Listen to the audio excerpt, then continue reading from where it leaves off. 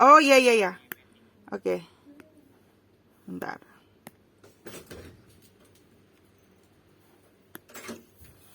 Oke. Oke, kita lanjut ya. Sekarang ke nomor 26. Nah, ini Miss hapus dulu.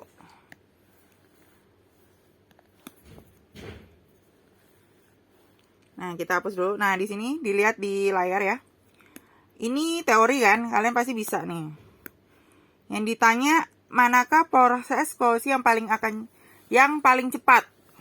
Ini semuanya terbuka dan kalian lihat kondisinya satu-satu. Yang pertama, dimasukkan ke asam HCl. Yang kedua, dalam air tapi airnya sudah mendidih. Sedangkan yang ketiga, paku tapi plus air. Biasa ya. Terus yang keempat, paku tapi di dalam minyak tanah. Yang kelima, paku dalam tabung tapi nggak ada airnya. Atau nggak ada cairan lainnya. Jawabannya apa kalian? Ada yang mau jawab? Mana yang paling cepat? Iya, 1. Betul. Jawabannya 1 karena dia itu di yang ada HCl ya. HCl itu lebih kuat dibanding air. Jadi dia lebih asam itu mempercepat proses korosi gitu. Kalau yang air yang udah dididihkan sama air aja, kalau yang dididihkan lebih lambat dari air aja, karena kalau yang dididihkan kan nanti lama-lama dia jadi gas, bisa keluar ya kan. Nah, sedangkan kalau yang pakai minyak tanah itu justru yang paling lama ya, paling lama korosi karena sifat minyak tanah sebagai pelumas ya. Nah, kalau paku dalam tabung yang nggak ada airnya, dia lebih lambat korosinya dibanding yang ada air. Betul ya? Jadi nomor ini jawabannya nomor 1. Gitu. Oke, ada pertanyaan lain nggak mengenai yang korosi ini sebelum kita lanjut ke nomor selanjutnya? Nggak ada? Kalau nggak ada kita lanjut ya ke nomor selanjutnya. Nah, bisa dilihat di sini. Ini adalah mengenai gambar sel volta. Ya, pertama kamu lihat dulu nilai dari voltnya ini. Pertama yang Ag plus nilainya plus 0,8, sedangkan yang kedua Al plus 3 nilainya min 1,66. Berarti kalau yang nilainya lebih besar itu dia mengalami reduksi atau dia katodenya, sedangkan kalau nilainya minusnya lebih kecil dia adalah anodenya atau yang mengalami oksidasi. Ya kan? Nah, kita lihat di dalam gambar sel voltanya, benar ya, alirannya itu dari yang minus ke yang positif. Ya, berarti ini menandakan kutub negatif. Ini sini yang kutub positif. Terus yang ditanya diagram sel. Kalau diagram sel diingat ya, aturannya kemarin kan udah dikasih tahu.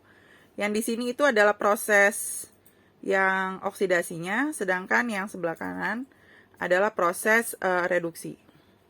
Berarti yang ditulis yang oksidasi dulu, ya, yaitu si Al. Kita lihat Al kalau oksidasi itu kan berarti naik ya, bilang biloxnya berarti dari 0 ke 3 plus. Jadi Al ke Al3 plus, ini oksidasinya, reduksinya itu penurunan ya dari Ag plus ke Ag. Ya udah langsung jawabannya yang D. Gitu. Nah, ini mengenai sel volta ya, teori mengenai sel volta. Ada yang mau ditanya mengenai soal nomor 27? Kalau nggak ada kita lanjut ya. Kita lanjut, bentar Miss cek dulu. Oh, ini udah akhir. Nanti kita ganti page-nya.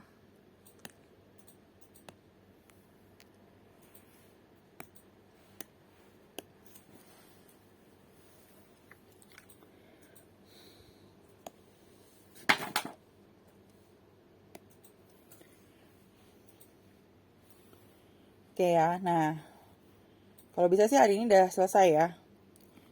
Nah, kita lihat nomor 28 di sini mengenai elektrolisis. Nah, dia bilang di sini di soalnya terbentuk 4,48 liter gas di anoda. Berarti kita bikin dulu reaksi anoda untuk AgNO3. Ya, berarti kalau NO3 itu kan dia asam ya, oksida asam.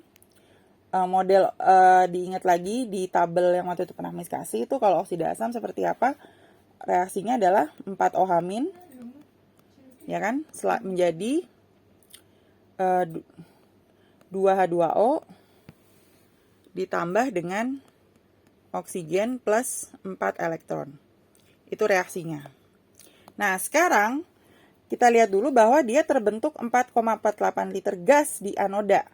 Terbentuk berarti yang sebelah kanan.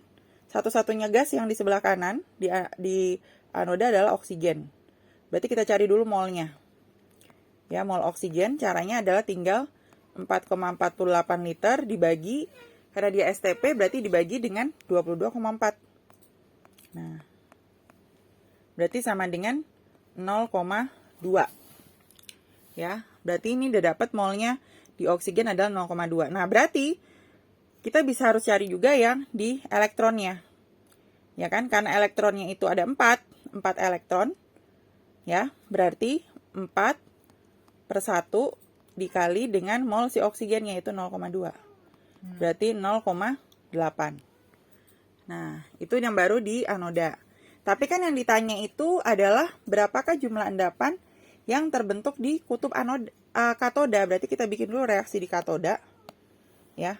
Katodanya itu karena dia larutan AgNO3, Ag itu kan bukan termasuk golongan 1A, 2A dan aluminium, berarti yang bereaksi adalah si logamnya si Ag itu sendiri, yaitu muatannya +1, berarti Ag plus tambah elektron jadi Ag. Nah, berarti elektronnya itu kan sebanding nih antara yang anoda dan katoda. Berarti 4E itu sebanding dengan 1 elektron di sini. Berarti kalau ini udah dapat molnya 0,8, di sini juga 0,8 molnya. Berarti mol si Ag-nya juga sudah dapat, yaitu 0,8. Karena perbandingan 1:1:1. Kenapa Ag muatannya positif? Karena NO3 itu kan muatannya selalu negatif 1. Berarti si Ag-nya positif 1. Nah, tapi kan yang ditanya bukan mol ya. Yang ditanya adalah dalam gram. Ya udah tinggal kita cari masanya dia. Berarti tinggal 0,8 dikali dengan si MAR dari si Ag, yaitu 108. Ya. Berarti kalau kita hitung tuh 108 kali 8 ya, 86,4. 86,4 gram. Ada nggak di optionnya? Ada ya, yaitu yang A. Gitu. Oke, sampai di sini ada yang mau ditanya nggak? Ini juga pelajaran kelas 12 ya. Nggak ada? Oke, kalau gitu kita lanjut ke soal selanjutnya. Ini clear. Ya, nomor 29, teori ya nih. Manakah kegunaan unsur dari unsur magnesium? Gitu. Ini teori. Unsur magnesium itu untuk bahan baku semen. Ya, nah. Terus kalau pupuk dia enggak ya. Pupuk nggak ada magnesium. Terus sebagai obat pencahar, ya, magnesium. Nah, kalau sebentar. Oke. Kalau membentuk tulang dia enggak ya, yang utama membentuk tulang kan adalah kalsium. Ya, terus bahan gading buatan tuh gading gajah ya. Kan ada replikanya yang bukan, kan nggak boleh kan pakai gading beneran. Nah, itu salah satunya campurannya ada campuran magnesiumnya. Gitu. Berarti yang benar itu 1, 2, 5. Cuma kan nggak ada 2 dan 5 dan nggak ada 1 dan 5. Yang ada 1 dan 2. Berarti nomor 29 jawabannya yang A. Gitu ya. Nah, untuk soal yang nomor 30 nih ya. Nomor 30 tuh Miss ini ya, Miss. Ini karena ini kan tanya pernyataan yang benar. Gitu ya. Padahal ini sebenarnya benar semua. Kecuali kayak I131 untuk kelenjar gondok benar. Ya. Terus XE133 untuk mendeteksi penyakit. Yang A juga benar, terus yang C benar ya. C, kobalt untuk pengobatan kanker benar. Yang salah tuh cuma satu sebenarnya, yang E. Harusnya untuk penyakit bukan jantung tapi paru-paru. Gitu. Nah, jadi ini tuh soalnya Miss anulir semua, maksudnya jawabannya semua Miss anggap benar. Karena ABCD kamu pilih tuh benar semua. Gitu. Sebenarnya harusnya itu penyataan bukan penyataan yang benar, tapi pernyataan yang salah. Gitu ya. Mengenai ini yang salah adalah yang E. Gitu. Oke, sampai di sini ada yang mau ditanya nggak sebelum kita lanjut bahas yang soal uraian? Nggak ada? Kalau nggak ada kita lanjut ya, bahas ke soal yang uraian. Nah, kita lihat di sini. Ini adalah data titrasi ya. Waktu itu perasaan ada yang di BPG juga. Kalau titrasi itu pokoknya langkah pertama volumenya cari rata-ratanya dulu.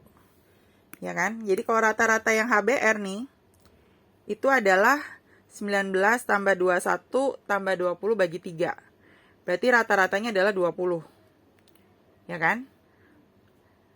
Terus kalau yang ini udah jelas rata-ratanya 20 kan? Karena angkanya sama semua 20. Terus baru yang ditanya massa MgOH2. Oke, yang ditanya massa MgOH2 berarti itu bergantung dari si M-nya. Ya, M dari si MgOH2. Nah, nanti kan rumusnya waktu itu pernah Miss kasih yaitu volume asam kali M asam kali jumlah H+, sama dengan volume basa kali M basa dikali dengan jumlah OH-. Nah, volume asamnya berarti yang si HBr ya yaitu 20 dikali M asam. M asam ini udah dapat 0,3. Terus dikali jumlah H+-nya ini cuma 1 jelas. Ya, volume basanya itu yang ini 20, M basanya itu yang kita cari dulu. Supaya nanti bisa nyari masanya. M basa dikali dengan jumlah OH-. OH-nya ini kebetulan MgOH2. OH-nya ada 2. Nah, gitu. Nah, dari sini ya ini Miss naikin ke atas yang lega. Berarti ini 20 sama 20 kan? Coret aja kan? Nah, berarti MB-nya tinggal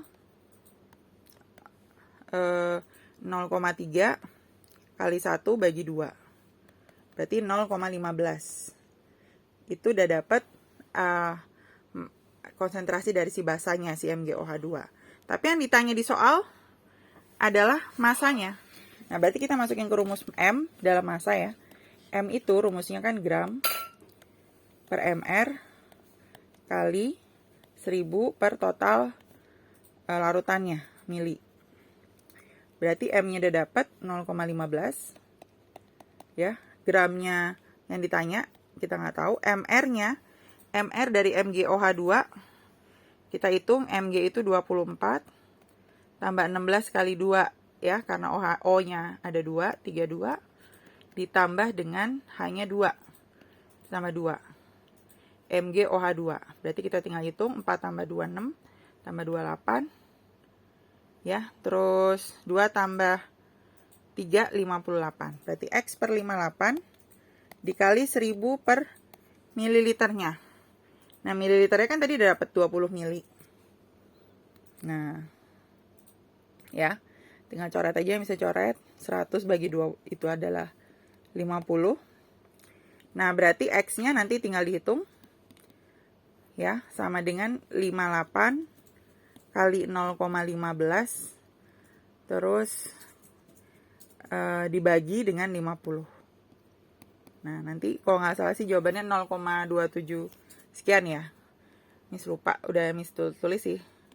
Ntar kalian tinggal kalau mau lihat tinggal dihitung lagi 0,22 sekian. Nah, berarti X-nya gramnya, gram dari MgOH2 adalah 0,2 gram sekian-sekian itu. Ya, kalau ntar pas kalian lihat lagi di video pembahasan, ntar kalian hitung berapa. Oke, ada lagi nggak ya? Nomor satu lagi deh. Aku belum, tapi belum selesai.